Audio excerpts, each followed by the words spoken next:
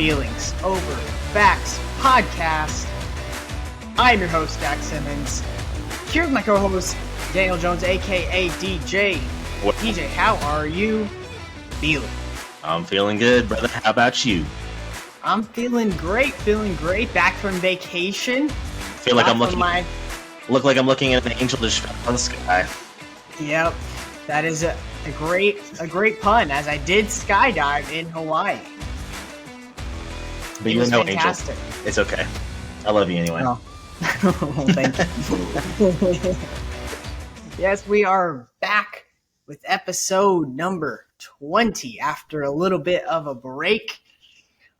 But we're not skipping a beat. We're not missing anything. Call this the DJ episode. The DJ episode. 20 is my number, man. This is my episode. Yes, sir. We're here. DJ's coming with the fire takes for episode 20. Why are you giving me that look? I don't know. I didn't say anything, so I was like, what take? You said it was your episode. So I said you're coming with the fire takes. Yeah, my big fire takes I haven't said yet. All right. Well, let's hear them. Thank you for listening in again to the Feelings Over Facts podcast. If you have yet to subscribe to us on YouTube, what are you doing? Go ahead and subscribe on there. See our beautiful faces. We've got lots of fun content coming out on there, as well as our Instagram and TikTok. You can find those at Feelings Over Facts Pod, as well as youtube.com/Feelings Over Facts podcast. DJ, let's jump straight into it. We got so much to get to this episode. So much has happened in the sports world. So let's go ahead and get to it.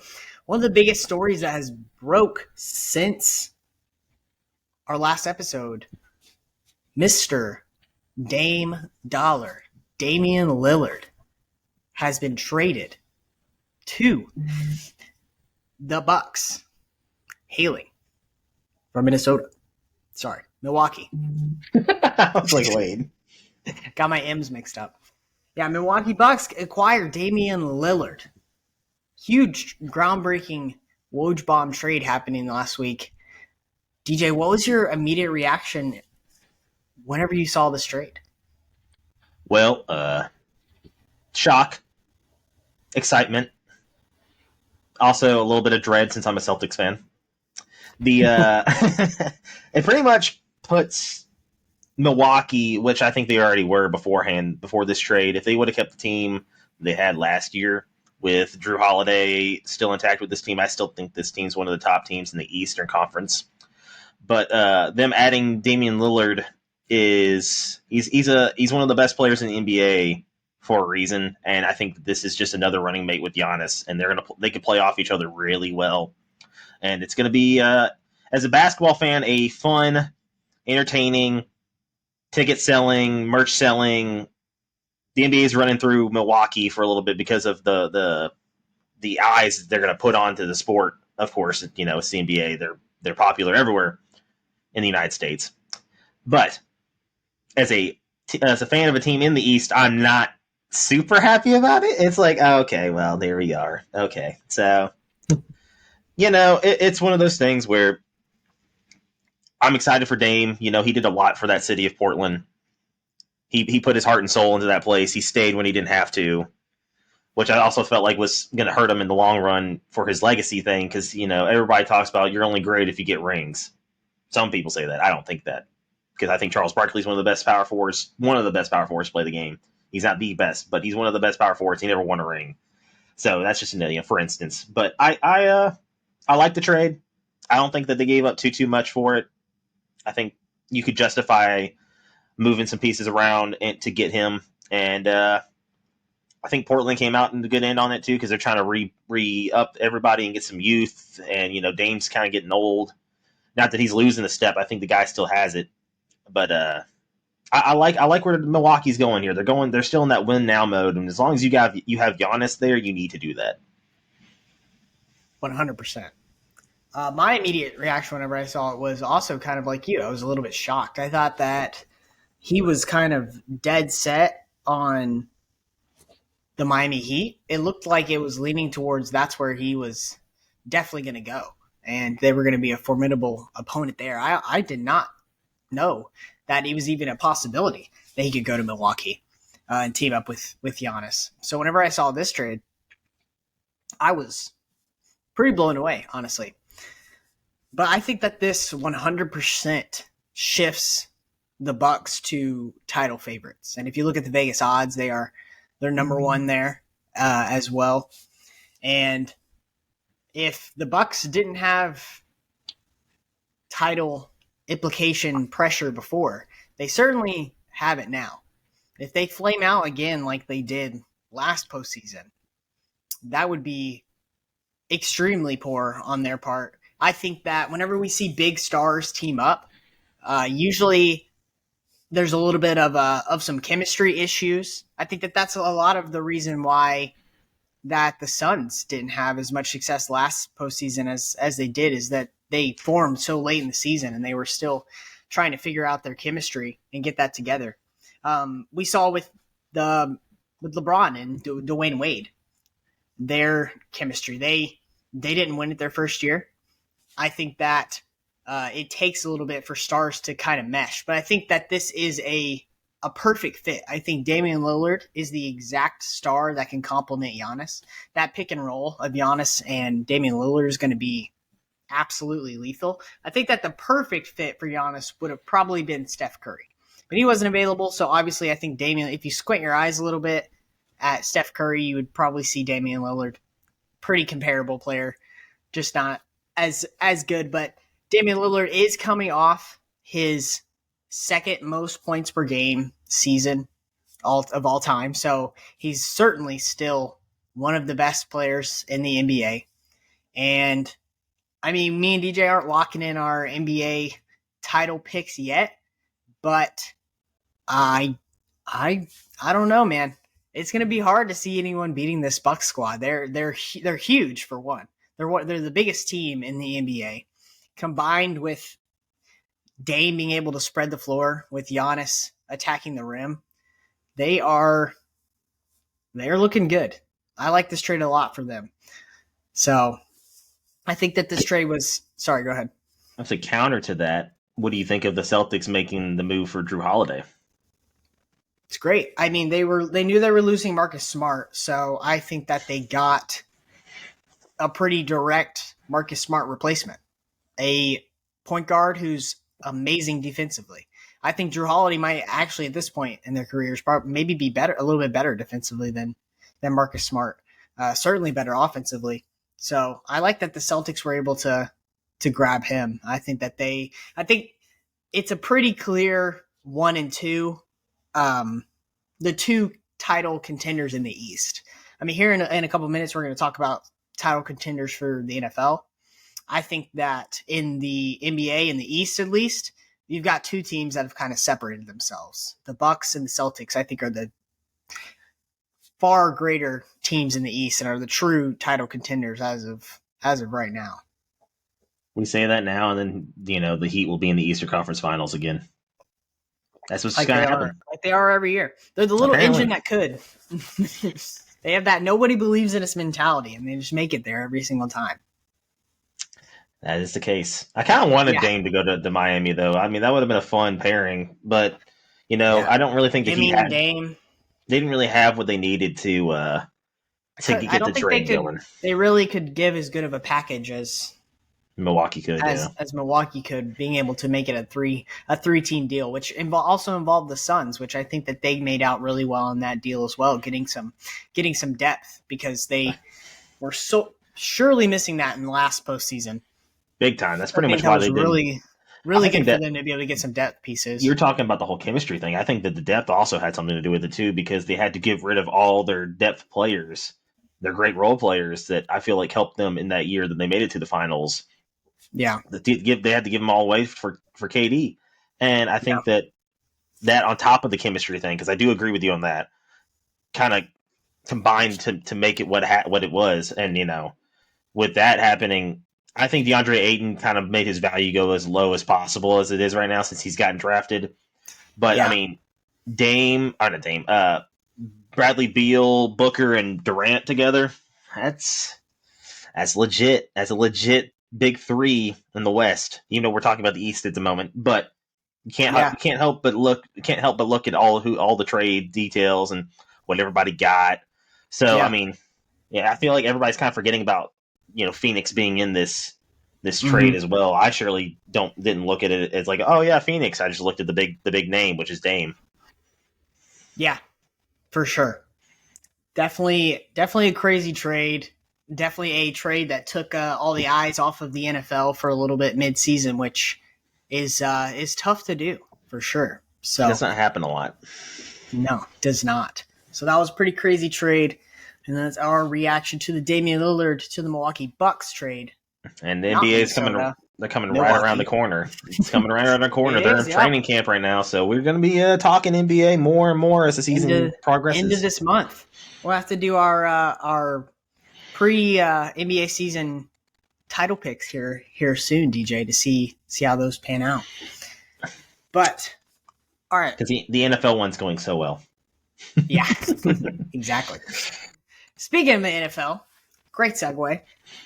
Let's shift back to the National Football League. We are now 4 weeks in, DJ, and I wanted us to have a little bit of a discussion now that we have seen the teams play for a month now, and we're really getting into the meat and the potatoes of the season. I wanted to talk about who we see as true Super Bowl contenders, teams that we really truly feel could win the Super Bowl this season. I'll go ahead and go first because I only have five. Only have five true Super Bowl contenders I have three. in my eyes. You have three? Okay. Mm-hmm. And I'm sure we're going to I'm overlap. interested to see who of my five you don't have. So I will start with the NFC. And there's three teams in the NFC that have separated themselves, kind of like the East with the Bucks and the Celtics, away from the rest of the pack. And I truly, if any team except these three win the NFC, I'd be shocked. I have the Dallas Cowboys, San Francisco 49ers, which those two teams play each other this Sunday night. That's going to be a great game. And unfortunately, the Philadelphia Eagles are my three contenders in the NFC. And then in the AFC, I've got Chiefs and Bills. Those are my only two teams in the AFC I truly feel confident that could win the Super Bowl. And it was only going to be the Chiefs in the AFC. But here recently, the Bills have been the best team in football. That's not even a hyperbole. They literally have been. They're averaging in their last three games, they're averaging 42 points a game, which is absurd. And their defense has been fantastic. Their defensive front has been absolutely annihilating people. Von Miller isn't even playing yet.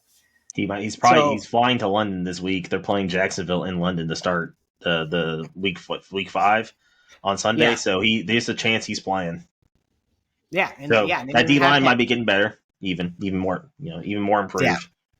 So I'll just run through them real quick. So I just kind of talked about the Bills a little bit. They're looking absolutely elite. Josh Allen has been playing fantastic. He's jumped Patrick Mahomes. He's the number one favorite in the MVP race right now. Chiefs don't really have to say much about them as long as Patrick Mahomes is living and breathing. They're always going to be a Super Bowl contender in my eyes. San Francisco 49ers, we have seen out of them. We're going to talk about a little bit about Brock Purdy in our next segment, so I'm not going to speak too much about him, but their roster in general is just fantastic. Christian McCaffrey is playing as good at his position as anybody in the NFL is playing at their position. He's a legit MVP candidate right now as well. Philadelphia Eagles are, along with the 49ers, the only other undefeated team. Out of my 5 Super Bowl candidates, I would say the Eagles are the one that I believe the least in. Just because, I don't know, I don't think I'll ever really believe in the Eagles. I feel like it's weird, every week I feel like they're never playing a good team. The first 4 weeks, they really haven't even beaten a good team. What? They've beaten the Vikings, they've beaten the Bucks, Commanders. and the Commanders, Patriots. That's all. and the That's all he'll be Patriots. playing. Yeah, those are the 4 teams that they've beaten. And I don't know. I guess they're one of those teams that I'll believe it when I see it, but their roster is so good and they're playing. They just continue winning, so it's hard to not say that they're a Super Bowl contender. And then the Dallas Cowboys, who I believe have the best defensive player in the NFL, and Micah Parsons. And as long as Dak Prescott cannot screw it up, I think that they're a legit Super Bowl contenders as well. So those are my 5 teams that I think are truly the only 5 Super Bowl contenders in my eyes. There's other great teams, other teams that I think could be good come playoff time, but those are the 5 teams that I've got. Well, I'm assuming your 3 are in my 5. yeah, they are. I'm taking out the Cowboys and I'm taking out the Bills because both quarterbacks are going to throw it away and not do anything with it. So it doesn't really matter what we talk about with them. You can talk about how good the Bills D line is. You can talk about how Michael Parsons is the best defensive player in the game. Unless Dak and Josh Allen don't, as long as they don't take care of the ball, they're never going to win a Super Bowl. And they don't. They both of them do not take care of the ball. And I mean, Dallas. Who's Dallas played? I mean, really, talk about that. You're talking about the Eagles. Who's Dallas played? They've beaten the Giants, the Jets, and the Patriots. So, and they lost to the Cardinals. Yeah. My That's point true, exactly. But their if you're wins, gonna say the same, they've absolutely walloped people. The value of their wins though have been pretty impressive. Yeah, I guess it is impressive to beating pro athletes as soundly as they did, but you also lost to the Arizona Cardinals. Yeah, that was weird. It's any given that was Sunday. questionable. I know any given Sunday, any team can win in the NFL. That's why we love it. It draws us in. You never know what's going to happen. But I don't trust Dak. I think he's just getting paid a lot of money to be just barely above average. I think he's just a step a little bit over Kirk Cousins. That's why I put Dak. I don't think Dak's elite. Josh Allen hadn't done jack in the playoffs ever, really, and I don't think he's getting past Mahomes. So I can't really say that they're a legitimate Super Bowl contender. The only Super Bowl contender in the AFC, even though it is pretty deep, as people would say, which I don't think is as deep as it is, because if you just look at how teams have been playing, it's really just the Chiefs and everybody else.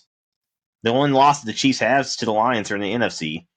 And I don't think the Lions are ready for a Super Bowl, but I think they'll be a playoff team, and I think they'll be pretty good. And in the NFC, it's between the NFC title game from last year. It's the Eagles and the 49ers. And then, I mean, the only reason why I don't disagree with your take saying you don't trust in Eagles this year is because I don't think Jalen Hurts is playing to the same level as he was last year, which is a very fair criticism because I don't think he's seeing the field as well as he did last year. This year, I think that I think it's another year for Brock Purdy in the Shanahan system, and I think that's what it is. I don't even think Brock Purdy's not that elite. I think he's just a system quarterback, and it's working because they are able to cheaply pay the quarterback and then pay all their big other positional players on offense and defense, and it's working, and they're doing a really good job with it. And big game this weekend, like you said, for the Niners. So it's kind of a big test. They're 4-0. I don't really think. I mean, I wouldn't even say that any of their games were great opponents they've beaten either. Like they beat the Steelers, who have been buns. They beat the Rams, who have been surprisingly a good team this year. And I need to take a look at myself and say, like, I was wrong about the Rams. The Giants are horrible, which is another question I wanted to ask. Is people are asking, are the Giants just a one-hit wonder from last year? Because this does not look like the same football team coached by Brian Daboll. And then they stomped on the Cardinals like people should be doing, unless you're the Cowboys, and that's who they're playing this week. So, like, yeah, it's a big game, big time, feel to it. It's an old rivalry. They used to face each other for the NFC title game almost every year in the 90s, it felt like. But I mean, like, those are the only 3 real title Super Bowl contenders for me personally, because I don't see anybody else doing what they do on the same level that they do. You can say Jalen Hurts is the worst quarterback in that group as of right now, just based on his season play. Yes, but his offensive line is one of the best ones. His defensive front's one of the best ones. His receiving core is one of the best ones. DeAndre Swift's having a resurgence and is absolutely playing out of his mind. So, I mean, like, you can't really say that he doesn't have the weapons. If Jalen Hurts just starts figuring it out again like he did last year, sky's the limit. They'll be there again. And I think they're going to be there again. And same with the Niners. I think the Niners, as long as they keep Brock Purdy healthy, they'll be fine. Yeah, it's a good point. I figured that you probably had around probably the same similar teams. If there was going to be two that you were questioning, it was the Bills and the Cowboys. Where do you So have the for them, it's Dolphins in this just list, though? What do you think about the Dolphins? I think the Dolphins could be the in your Dolphins were list. close. They were the team that just missed out for me. Is it I think because of what that happened against the Bills? I mean, They did no, get not stomped by the really. I Bills. mean, they did, but the Cowboys lost to the Cardinals, and I didn't keep the Cowboys out of my contenders list. So, regular season losses, are just going to happen. It's more of like an eye test thing from me, and from what I've seen out of the 5 teams I listed, I think that they can overcome adversity and win games that they maybe shouldn't, just because they're just that good of teams. And I don't think that the Dolphins are that. I don't see the Dolphins winning a lot of games this season that they're facing superior opponents. And I mean, they came up against one of the hottest teams in the NFL and the Bills, and they didn't even contest them. They weren't even close. They got rolled over. So the Dolphins are close. They're definitely up there. But they narrowly miss out for me. Another team that narrowly missed out would be the Detroit Lions. The Detroit Lions have been spectacular this season. They've looked great. But I just don't think. I think that my complaint with the Lions is similar to what you have against the Cowboys and Bills, and that's just I just don't trust Jared Goff to be able to complete a full postseason where he can play mistake free enough to win a title. to win a Super Bowl. So yeah, don't have them. So you were just talking about Brock Purdy. So I think that Brock Purdy has been in the NFL thus far kind of a real, I want to say, a player that's been really polarizing in a way, just because he was the last pick in the draft and because he's been so successful. So I just wanted us to answer the question on: do we think Brock Purdy is a legit top 10 quarterback? No. He's All not. right, cool. Moving on. In my opinion, he's not. He's not bad. I think he's the ultimate game manager, but he's smart. He's a smart football player. He's one of those players who was in college for forever, so I feel like he's gotten time to develop. Whenever he got his number called, he didn't freak out. He's been in that situation before. He's been a quarterback. It's not on the same level, nowhere near at Iowa State than what he's doing when he first came in as a starter. But I think he wasn't too big for the moment, and he's got a high football IQ. I mean, I'm looking at his stats right now. I wouldn't say anything he's doing is like outstanding. He also has one of the best, two or three of the best weapons in the NFL right now with McCaffrey, Debo Samuel, who's literally a Swiss Army knife, and then you have George Kittle, who's also just an insanely good tight end. I feel like people forget about because his yardage hasn't been up the last couple of years, but he's still one of the best blocking tight ends. He's still one of the best just run after the catch tight ends. Once you just got to give him the receptions, and I think he's there. I just don't think that anything he is doing is game changing or top 10 quarterback worthy for me. I think I could name top 10 quarterbacks I would put above him. Yeah, that's fair. I think that the problem with top 10 lists in the whenever you list out your top 10s, the problem with them is there can only be 10 people. So a lot of times people pose these questions like, is so and so top 10? Then they don't ever actually list out who their top 10 is. So it's like they'll list like 17 people and they're like, yeah, I mean, he's probably in there. But that's the problem with top 10 lists. There can only be 10 people. So, I mean, let's list them out. You got Mahomes, Hurts, Allen, Burrow, Rodgers. Rodgers. Justin Herbert, Trevor Tua, Lawrence. Yeah, Tua. So now we're getting down to the Lamar Jackson. Lamar. I would put over him. So now we're getting down to it at this point. Do you have Stafford over Purdy? No, not at the moment. We're talking about currently. I guess technically you wouldn't put Aaron Rodgers currently, but if he was healthy, he'd be a top 10 quarterback. Yeah, that's fair. Let me think. Running through my head. Are you putting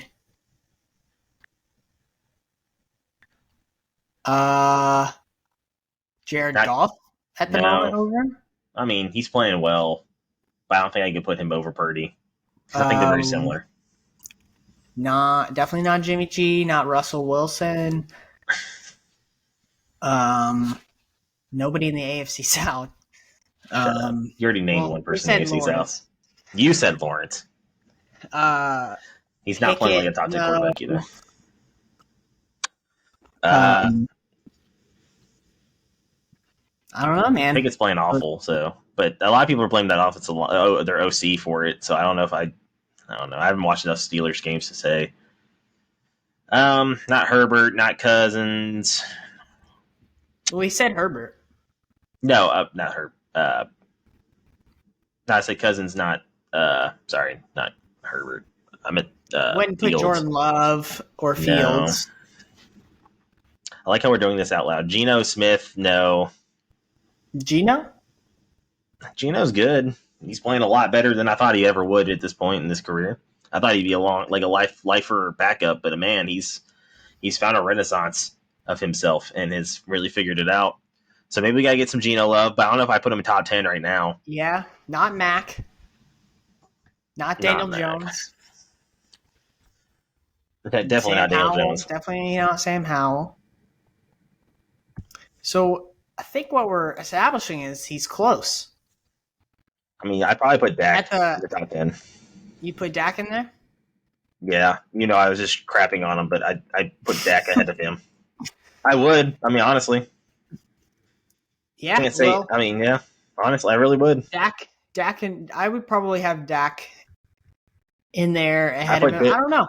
I put Derek Carr ahead of him. You put Carr ahead of him? Mm-hmm. We're just talking about ability, yes. Baker, Ritter. No, definitely not Ritter. Ritter's garbage.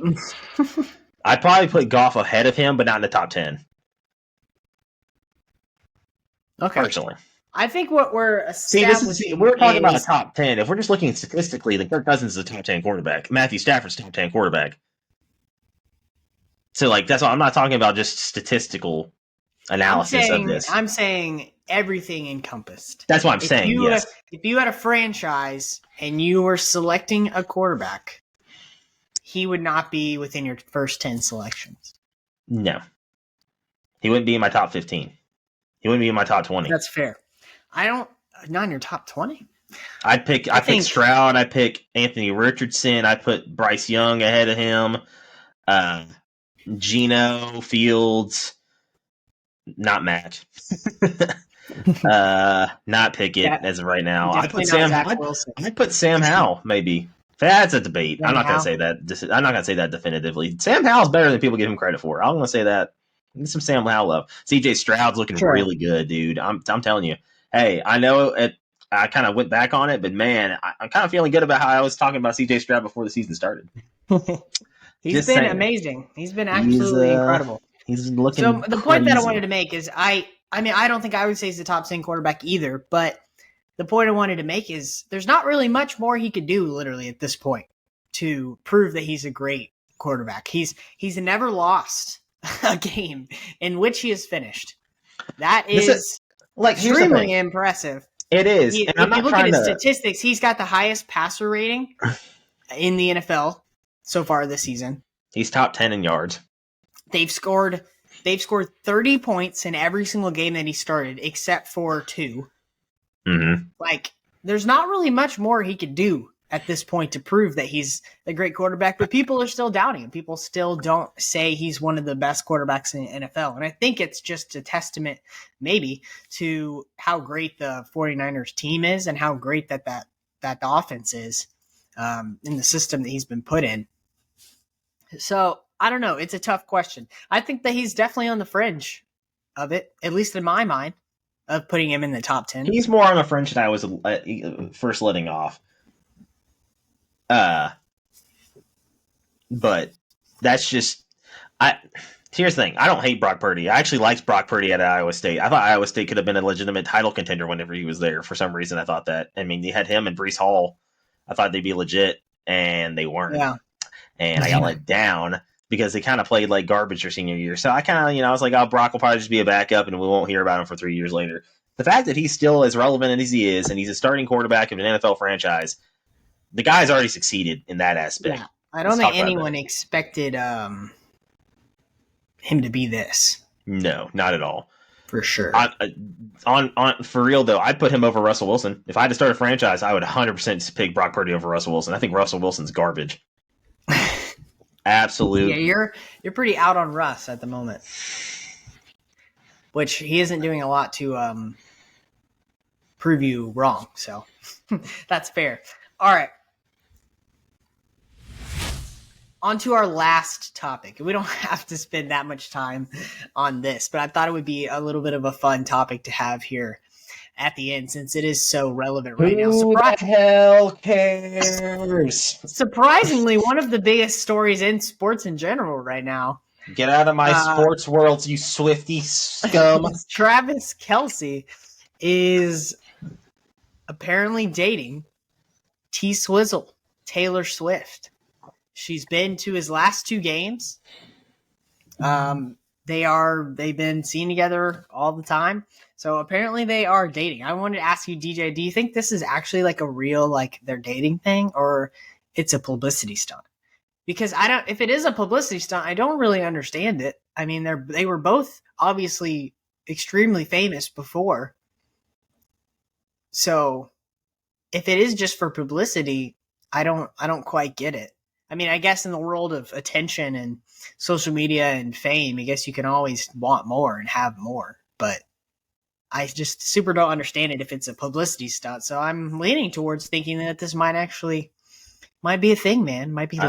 I think it's a real thing. I don't give a crap if it's love or not. It's not my love life. I do not care. Like, if you want to be happy, if that person makes you happy, good for you, man or woman. Do you? Here's the thing, like.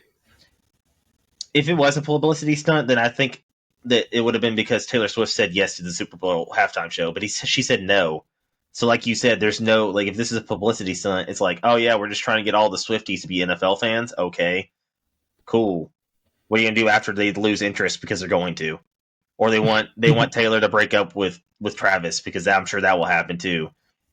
Like, I love Travis Kelce. Travis Kelce's hilarious, and he's that dog on that field, and man, the guy is a baller. He's not a bad-looking dude. He's getting older, so I feel like his career... He's pretty much going to be a first-ballot Hall of Famer. I don't think that's up for discussion. He's one of the best tight ends to do it. For sure. I think if Mahomes didn't have Kelce, Mahomes may not have as much success. He would have success because I still think Mahomes is insane, but I don't think he would have as much success because he didn't have that safety blanket. Look what happened whenever Travis Kelce wasn't playing week 1. Kind of tells you how important Travis Kelce is to that offense. Yeah. If it is true love, then cool. If it isn't, I don't care. It's just another people. Man. It was quite. I love how the internet was so split on this during the Sunday night football game between the Jets and the Chiefs. Like half the internet was like, "Oh my gosh, it's Taylor Swift. She's the press box watching." Oh my, is a plane flying through your? No, it's the garage. Flying right above you. Oh, I was like, DJ is taking flight. But half the internet was like, "Oh my gosh, it's Taylor Swift." And half the internet, the football fans were like, "Oh my, literally just talk about the football. We do not care about her being on the TV." And I didn't like that they literally never even mentioned that Ryan Reynolds was sitting there right next to her with Blake Lively, who's amazing. Come on, yeah. Screw off, Taylor. You're ruining everything. Literally never even mentioned it. I didn't know that Blake Lively and Taylor Swift were friends. I was more impressed with that. I think it made Taylor a better person. I'm kidding. No, I don't know Taylor. Fair enough. All right. Well, there's our Kelsey and Swift love. We've covered it. Now we have a TikTok clip that we can, get the clout after. Because God, who the hell cares anymore? Like seriously, I actually kind of feel bad for Taylor and Travis. Like if they're actually trying to date and everybody's putting cameras in their face and they can't do anything, or they follow them and get followed by paparazzi, I would hate that. Like I'm a very private person when it comes to being with my person. So leave me alone. Yeah. I'm trying to hang out with this girl I really like. Like, come on. Yeah, he did say he was embarrassed by all the publicity it's gotten. So that's what I like about Travis. Travis is a humble dude when it comes to it. Like he has that confidence on the field because you have to when you're at this level. But man, I kind of feel for him. He's also a sports podcast bro. So he is. We respect that. All right, DJ. Moving on to our last segment, our bets of the week. Little recap on our last. Zach did better, and picks. I did horrible. DJ. That's the recap. We don't need to talk about it. No, we don't need to talk about it. We don't need to talk about it. Stop it. I went over 3. All right, good recap. Good job, guys. Zach went 2-1. All right, next week. Here we go. We're talking about staying stuff that doesn't matter. Forward and onward. I think I went first last week, and you went second, so I think we need to switch it up a little bit maybe. So if you want to go ahead and go first. We only go forward. We don't look back. Unless you win, then we'll look fondly on it for 5 minutes, and then we're done. All right, here we go. Yeah. This week, I got all 3 NFL bets. I didn't love some of the colleges. Zach hardly does college bets because he doesn't know college football. That's why. Boom, roasted. It's very true. I went with the Houston Texans plus 1.5 against the Falcons.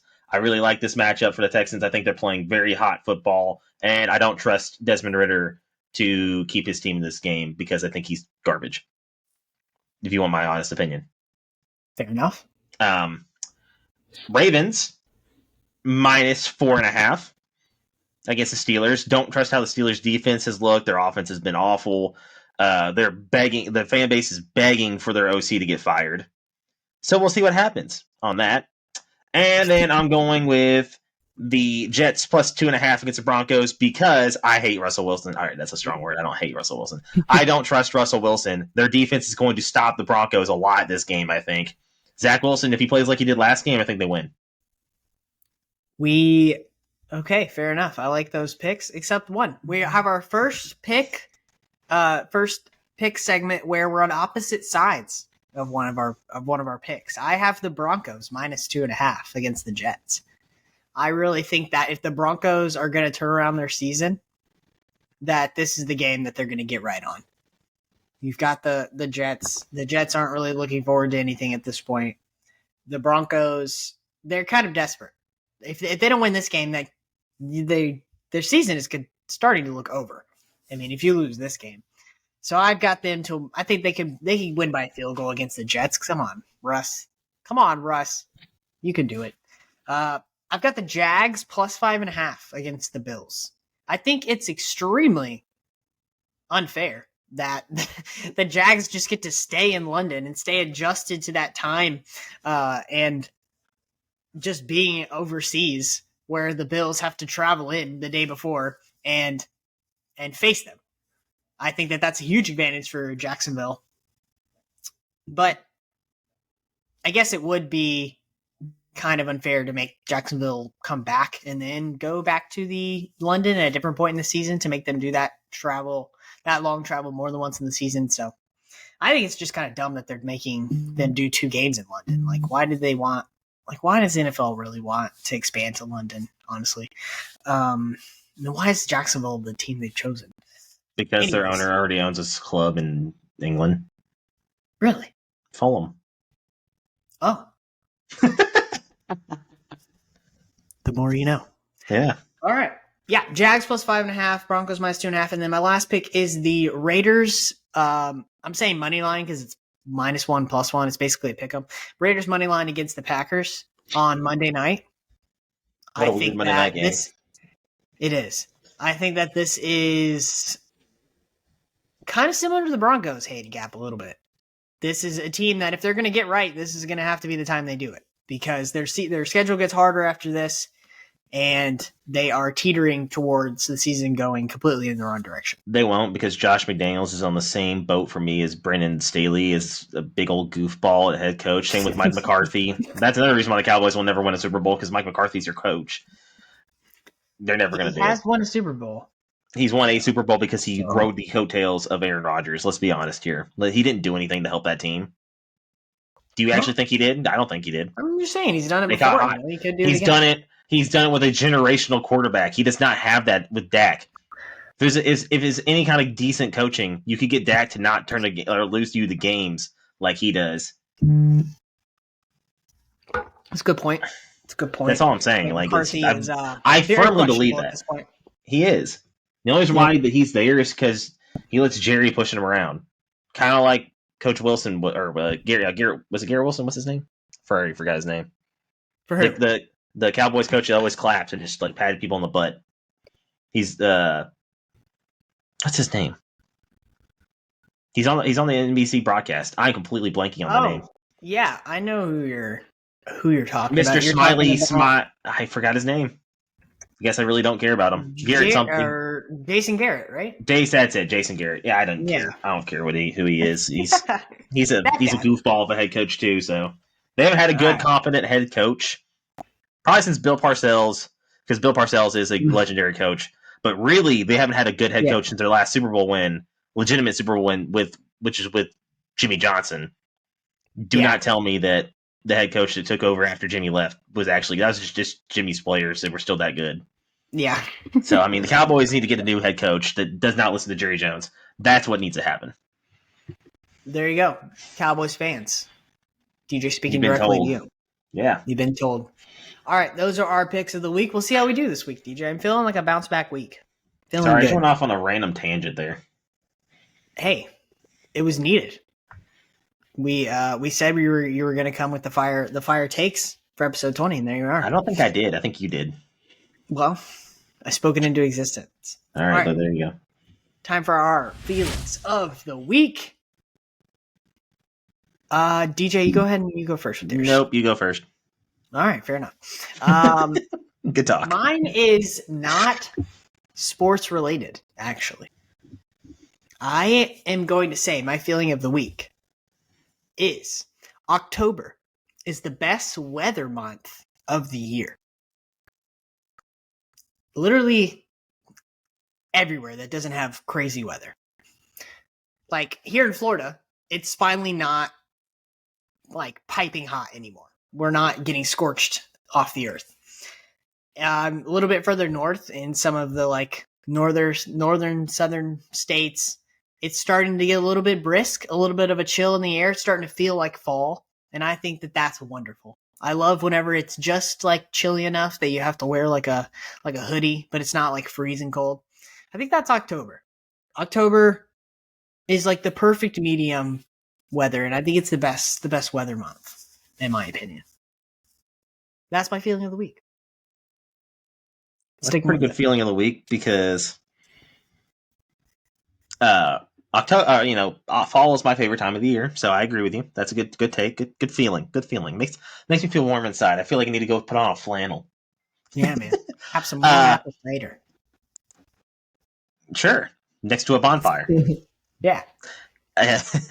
My feeling of the week also has to do with the month of October, but it is sports related because this is a sports podcast, and I'm not a fraud like Zachary Simmons. Okay, I'm kidding. No. I'm kidding. Unnecessary. Yes, but it's funny anyway. All right, let's hear it. October is the best sports month, without question. Okay. You have the NFL and college football at full tilt. Season's already started, and we're getting into the bulk of the middle of the season. You get some great matchups in college. Red River rivalry this weekend. It's coming up on the third week of October with Alabama and Tennessee. It just some great rivalry games, some big time. You find out who playoff teams are. You find out what's going to happen. You have the NFL season where, it's the NFL season. You really can't. There's not really a bad time in the NFL season, I mean, except the ending of it. After the Super Bowl, you're like, well, there it is. It's over. Now we're sad. And then, you have the start of the NHL, preseason starting, and then the NHL's regular season's coming up fast. You have the NBA coming up real soon, too, near the end of October. And then you got the MLB playoffs, which I feel is like the only great time to watch the MLB if you're watching it on TV. Personally, I don't love watching regular season MLB games on TV. I'd much rather watch the playoffs. It's way more fun. It's way more entertaining. It's probably this is the most I've followed baseball hardcore in a very long time, and I'm very excited for the playoffs. It kind of also helps when your baseball team is the best in the MLB. Yeah. So the Braves have been incredible. This is a great Braves team. It's gonna be really sad if they don't at least make a run this postseason. If we lose to the Phillies, I'm not gonna be okay. Is it the Phillies? Are they already through? Mm-hmm. Every wildcard team's already through. Everybody swept. See, I don't even know. I gotta start paying attention. Not because you went to paradise and you completely forgot the world existed, and now you don't have any money. Now you're back at home having to go work every day. Reality sets in, and again, you're like, it's back to reality. Hey, at least I have football.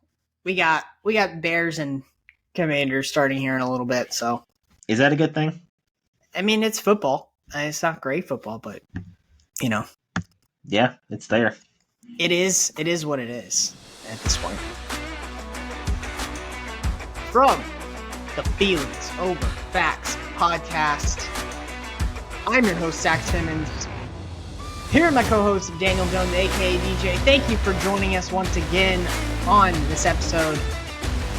Good morning and good night. Peace.